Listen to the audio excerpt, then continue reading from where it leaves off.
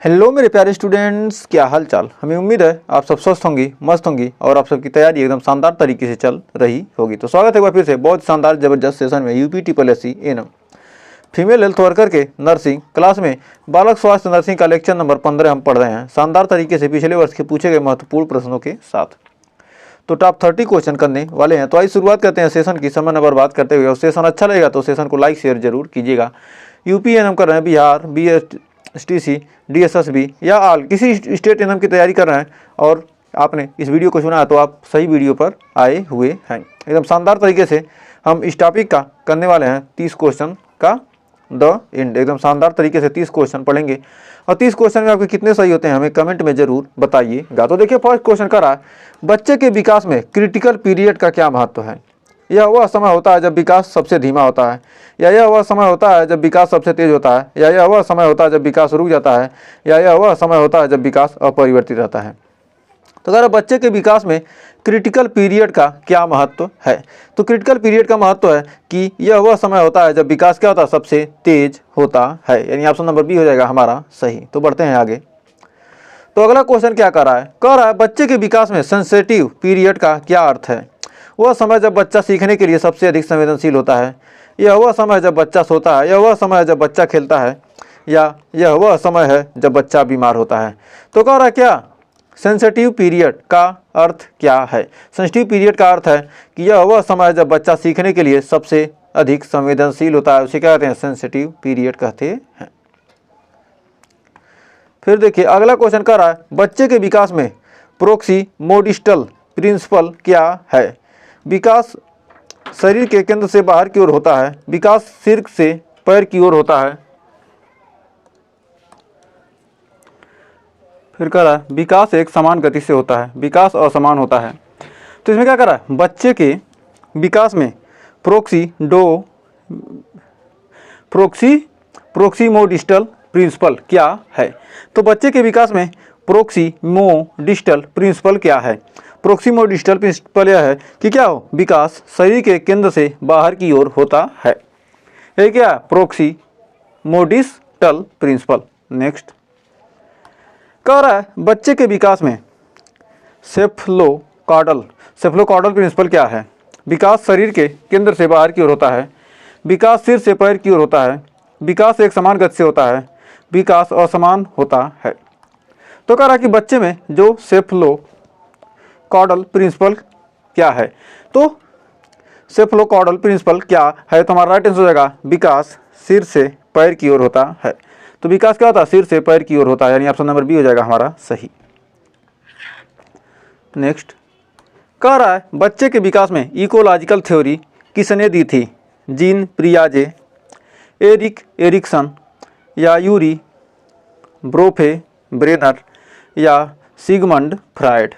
तो कह रहा बच्चों के विकास के लिए इकोलॉजिकल थ्योरी किसने दी थी, इकोलॉजिकल सिद्धांत किसने दिया था। यूरी ब्रोफेन ब्रेनर ने दिया था। नेक्स्ट कह रहा शिशु को ठोस आहार कब शुरू करना चाहिए, 2 महीने, 4 महीने, 6 महीने, 8 महीने। तो शिशु को ठोस आहार कब शुरू करना चाहिए, तो शिशु को ठोस आहार कब शुरू करना चाहिए, हमारा राइट आंसर हो जाएगा 6 महीने के बाद। नेक्स्ट कह रहा शिशु को कौन सा आहार सबसे पहले देना चाहिए, दाल का पानी, चावल का पानी, फलों का रस, सब्जियों का सूप। तो जो शिशु होते हैं उनको कौन सा आहार सबसे पहले देना चाहिए, तो शिशु को सबसे पहले कौन सा आहार देना शुरू करना चाहिए, चावल का पानी, यानी ऑप्शन नंबर बी हो जाएगा सही। तो चावल का पानी। नेक्स्ट कह रहा है बच्चों में विटामिन ए की कमी से कौन सा रोग होता है, रतौंधी, स्कर्वी, रिकेट्स, बेरीबेरी। तो विटामिन ए की कमी से होने वाला रोग क्या है, रतौंधी। तो स्कर्वी किस विटामिन की कमी से होता है, तो विटामिन का नाम आपको क्या लिखना है, विटामिन का नाम क्या कीजिएगा, कमेंट में बताइएगा हमें। किस विटामिन की कमी से कौन सा रोग होता है, स्कर्वी होता है और रिकेट्स होता है और बेरीबेरी। इन तीनों के विटामिन को नाम आपको क्या करना है, कमेंट में बताना। स्कर्वी तो विटामिन का नाम लिख दीजिए ABCD जो हो, रिकेट्स विटामिन DCD ये जो भी हो, बेरीबेरी जो हो विटामिन क्या कीजिए, कमेंट में कीजिएगा। नेक्स्ट कर बच्चों में विटामिन सी की कमी से कौन सा रोग होता है, रतौंधी, स्कर्वी, रिकेट्स, बेरीबेरी। तो विटामिन सी की कमी से कौन सा रोग होता है, हमारा राइट आंसर होगा ऑप्शन नंबर बी, स्कर्वी। तो विटामिन सी की कमी से स्कर्वी रोग होता है।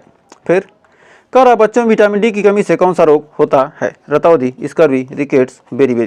तो विटामिन डी की कमी से होता है क्या? रिकेट्स। यदि आपने उसका आंसर वहाँ पर कमेंट में दिया था, अगर दिया होगा तो ये आपको इसका आंसर आपको पता यहाँ पर चेक भी कर लिया होगा। तो बैठते हैं आगे। कह रहा है बाल अधिकारों की घोषणा किस वर्ष हुई थी? 1948, 1959, 1989 और सन 2000 में। तो बाल अधिकारों की घोषणा कब हुई थी? 1989, यानी ऑप्शन नंबर सी हो जाएगा सही। तो बढ़ते हैं आगे। तो अगला क्वेश्चन कह रहा है बाल अधिकारों के 4 सिद्धांतों में शामिल नहीं है गैर भेदभाव, बच्चे का सर्वोत्तम हित, जीवन और विकास का अधिकार, शिक्षा का अधिकार। तो बाल अधिकारों के 4 सिद्धांतों में शामिल नहीं है। तो 12वां कह रहा बाल अधिकार के 4 सिद्धांतों में क्या शामिल नहीं है? तो हमारा ऑप्शन नंबर डी हो जाएगा शिक्षा का अधिकार। नेक्स्ट कह रहा बाल शोषण के प्रकारों में शामिल नहीं है। जो बाल शोषण है उसके प्रकार में क्या शामिल नहीं है? तो बाल शोषण के प्रकार में शारीरिक शोषण, भावनात्मक शोषण, शैक्षणिक शोषण, यौन शोषण। तो कह रहा बाल शोषण के प्रकारों में शामिल नहीं है। तो हमारा 13 हो जाएगा शैक्षणिक शोषण, बाल शोषण के प्रकार में शामिल नहीं है। तो बढ़ते हैं अगले 14वें क्वेश्चन की तरफ। कर बाल श्रम निषेध अधिनियम यानी चाइल्ड लेबर प्रोहिबिशन एक्ट के अनुसार किस आयु के बच्चों को काम पर नहीं लगाया जा सकता? 14 वर्ष से कम, 16 वर्ष से कम, 18 वर्ष से कम या 12 वर्ष से कम। तो हमारा राइट आंसर हो जाएगा 14 वर्ष से कम बच्चों को क्या कहते हैं? काम पर नहीं लगाया जा सकता है। तो बढ़ते हैं आगे। कह रहा है बाल विवाह निषेध अधिनियम के अनुसार लड़कियों की शादी की न्यूनतम आयु क्या है? जो हमारा बाल विकास निषेध अधिनियम है उसके अनुसार लड़कियों की शादी की न्यूनतम आयु कितनी है? ऑप्शन नंबर बी हो जाएगा 18 वर्ष। तो बढ़ते हैं आगे। कह रहा बच्चों में डायरिया के लिए ORS का पूरा नाम क्या है? ओरल रिहाइड्रेशन सॉल्यूशन या ओरल रिकवरी सॉल्यूशन या ओरल रिहाइड्रेशन साल्ट या ओरल रिकवरी साल्ट। तो कह रहा ORS का फुल फॉर्म क्या है? तो ORS का फुल नेम क्या है? तो ORS का क्या है? पूरा नाम क्या है? ओरल रिहाइड्रेशन सॉल्यूशन, यानी ऑप्शन नंबर ए हो जाएगा हमारा सही। तो बढ़ते हैं 17वें क्वेश्चन की तरफ। तो कह रहा है बच्चों में निमोनिया का सबसे सामान्य कारण क्या है? बैक्टीरिया, वायरस, फंगस, परजीवी। तो कह रहा बच्चों में निमोनिया का सबसे सामान्य कारण क्या है? तो बच्चों में निमोनिया का जो क्या है?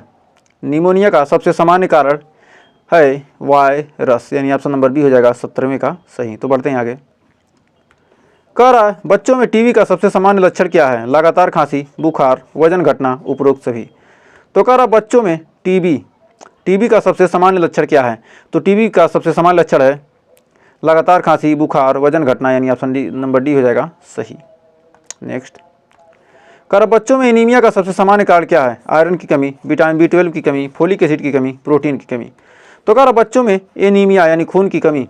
तो खून की कमी किसके कारण होता है? आयरन की कमी, यानी एनीमिया रोग होता है क्या? आयरन की कमी, यानी ऑप्शन नंबर ए हो जाएगा सही। तो बढ़ते हैं आगे। कह रहा बच्चों में ओबेसिटी का सबसे सामान्य कारण क्या है? अधिक कैलोरी का सेवन, कम शारीरिक गतिविधि, अनुवांशिक कारण, उपरोक्त सभी। तो कह रहे बच्चों में ओबेसिटी का सबसे सामान्य कारण क्या है?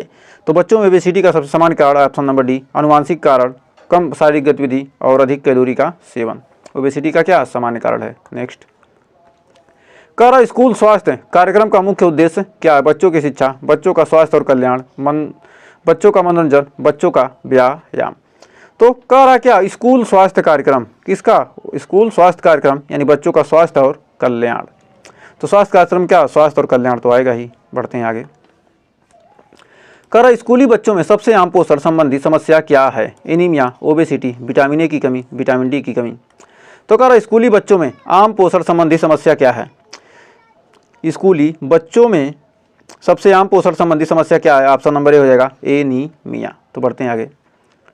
कह रहा स्कूल स्वास्थ्य कार्यक्रम के तहत बच्चों को कौन सा टीका दिया जाता है? BCG, DPT, MMR, उपरोक्त सभी। तो कह रहा स्कूल स्वास्थ्य कार्यक्रम के तहत बच्चों को कौन सा टीका दिया जाता है? तो यानी ऑप्शन नंबर डी हो जाएगा हमारा सही। 23 का जो है क्या? ये सारे टीके दिए जाते हैं स्कूल स्वास्थ्य कार्यक्रम के तहत, BCG, DPT, MMR। कह रहा स्कूल स्वास्थ्य कार्यक्रम के तहत बच्चों को कौन सा टीका दिया जाता है? तो कौन सा टीका दिया जाता है? BCG, DPT, MMR, यानी उपरोक्त सभी। तो ये दोनों क्वेश्चन हमें लग रहा है सेम ही हो गया क्या? ऑप्शन नंबर डी हो जाएगा सही। BCG, DPT, MMR तहत बच्चों कौन सा टीका? चलिए कोई बात नहीं। स्कूल स्वास्थ्य कार्यक्रम के तहत बच्चों को कौन सा टीका दिया जाता है? स्कूल स्वास्थ्य कार्यक्रम के तहत बच्चों को कौन सा टीका दिया जाता है? ये सारे ऑप्शन डी हो जाएगा सही। कितनी बार टाइपिंग मास्टर ने क्या कर दिया, कोई दिक्कत नहीं। कह रहा किशोरावस्था की आयु सीमा क्या है? 10 से 19 वर्ष, 12 से 18 वर्ष, 15 से 21 वर्ष, 18 से 25 वर्ष। तो कह रहा किशोरावस्था की आयु सीमा क्या है? तो हमारा राइट आंसर होगा 10 से 19 वर्ष, यानी ऑप्शन नंबर ए हो जाएगा हमारा सही। तो बढ़ते हैं आगे। कह रहा किशोरावस्था में होने वाली सबसे सामान्य मानसिक विकार कौन सा है? Depression, anxiety, ADHD, autism. तो कह रहा किशोरावस्था में होने वाला सबसे सामान्य मानसिक विकार कौन सा है? तो सामान्य मानसिक विकार कौन सा है? तो हमारा हो जाएगा डिप्रेशन। तो किशोरावस्था में क्या होता है? डिप्रेशन की समस्या ज़्यादा होती है। बढ़ते हैं आगे। कह रहा किशोरावस्था में यौन शिक्षा का मुख्य उद्देश्य क्या है? जागरूकता बढ़ाना, सुरक्षित यौन व्यवहार को बढ़ावा देना, यौन संक्रमण की रोकथाम और उपरोक्त सभी। तो ये सारी चीज़ें क्या होनी चाहिए? किशोरावस्था में यौन शिक्षा के अंतर्गत ये सारी शिक्षा देने का मुख्य उद्देश्य है ये सब चीज़ों को बढ़ावा देना, यानी ऑप्शन नंबर डी हो जाएगा सही। तो बढ़ते हैं आगे। कह रहा किशोर लड़कियों में आयरन की कमी से कौन सी समस्या हो सकती है? Anaemia, obesity, diabetes, hypertension. तो आयरन की कमी से कौन सा बीमारी होता है? एनीमिया, एनीमिया, यानी ऑप्शन नंबर हो जाएगा सही, नीमिया।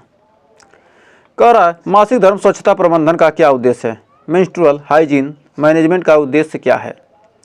स्वच्छता बनाए रखना, संक्रमण की रोकथाम, जागरूकता बढ़ाना, उपरोक्त सभी। तो मासिक धर्म, मेंस्ट्रुअल हाइजीन मैनेजमेंट का उद्देश्य क्या है? सारे हो जाएंगे सही। तो उम्मीद है ये 30 क्वेश्चन अच्छे से क्लियर हो गए होंगे। तो 30 क्वेश्चन में आपने कितने क्वेश्चन सही किए हमें कमेंट में ज़रूर बताइएगा। और सेशन अच्छा लगा तो सेशन को थोड़ा सा लाइक कर दीजिए और शेयर कर दीजिए। और अभी तक चैनल को सब्सक्राइब नहीं किया तो सब्सक्राइब कर लीजिए। और जिस टॉपिक पर आपको वीडियो चाहिए उस टॉपिक को कमेंट कीजिए, 1 से 2 दिन के अंदर आपको उस टॉपिक पर वीडियो ज़रूर दिया जाएगा।